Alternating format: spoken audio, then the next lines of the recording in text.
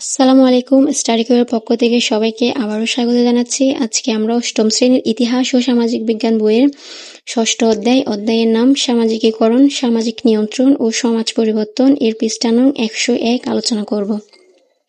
তাহলে চলো আমরা মূল বইয়ে চলে যাই।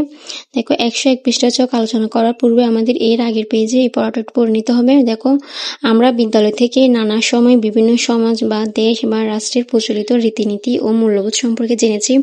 এখন আমরা এমন কয়েকটি রীতিনীতি ও মূল্যবোধ তালিকা তৈরি করব।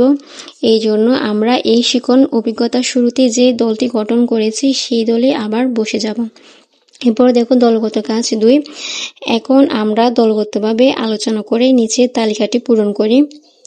এজন্য আমরা বিদ্যালয়ে পাঠাগার থেকে শুদ্ধচার বইটি সংগ্রহ করে নিতে পারি। এটা হচ্ছে 101 পৃষ্ঠায়। আমরা পরবর্তী পেজ 111 পৃষ্ঠায় ছকটা পূরণ করব এর বেসিসে। দেখো যে প্রচলিত রীতিনীতি ও মূল্যবোধ সম্পর্কে আমরা বিদ্যালয় থেকে জানতে পেরেছি, তো এগুলো আমরা এখন পূরণ করে নিব। চলো প্রথমে লিখেছি বিদ্যালয়ে সকলে ইউনিফর্ম পরে যাওয়া, শিক্ষকদের দাঁড়িয়ে সালাম দেওয়া, ছোটদের স্নেহ করা, দলগত কাজ করা, এতে সকলের মধ্যে ঐক্যবোধ তৈরি হয়, সহপাঠীর সঙ্গে মিলেমিশে থাকা, বিপদে সাহায্য করা, বিদ্যালয়ে একই সময় সকলের উপস্থিত হওয়া, শিষ্টাচার, সততা, ন্যায় বিচার, শৃঙ্খলাবোধ ও সহনশীল হওয়া। এরপরে চলো আমরা আরেকটি ছক পূরণ করে নিই। এখানে দেখো এই রীতিনীতি ও মূল্যবোধ কোনো মাধ্যমে এবং কিভাবে চর্চা করতে পারি তার একটি গাইডলাইন তৈরি করো। এই গাইডলাইন অনুসারে সক্রিয় নাগরিক ক্লাবের মাধ্যমে আমরা সারা বছর রীতিনীতি ও মূল্যবোধ চর্চার কাজটি করব। তো দেখো আমাদের এখানে একটা ছক আছে। ছকের মধ্যে আমরা 3টা কলাম দেখতে পাচ্ছি। দেখো প্রথম কলামের মধ্যে আছে রীতিনীতি, নির্ধারিত রীতিনীতি ও মূল্যবোধ, এরপর আছে কোথায় চর্চা করব, এরপর হচ্ছে কিভাবে চর্চা করব। তো প্রথমে লিখেছি আমি পরমত সহিষ্ণুতা, বিদ্যালয়, বাড়ি ও অন্যান্য স্থানে।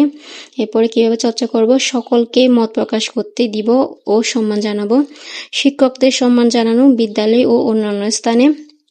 এরপরে কিভাবে চর্চা করবার মধ্যে লিখেছি স্যারদের দাঁড়িয়ে সালাম দিব, তারপরে তাদের কথা শোনা, তাদের আদেশ মেনে চলা। এখানে সালাম দিবার হয়ে গেছে, তোমরা একবার লিখবা কর্তব্য পরায়ণতা, সমাজ পরিবার দেশের ভালোর জন্য কাজ করা, ন্যায় বিচার করা। আশা করছি তোমাদের কাছে আজকে পড়াটা ক্লিয়ার হয়েছে। এতক্ষণ সাথে থাকার জন্য তোমাদের সবাইকে ধন্যবাদ। সবাইকে পরবর্তী ক্লাস দেখার আমন্ত্রণ রইল। আসসালামু আলাইকুম।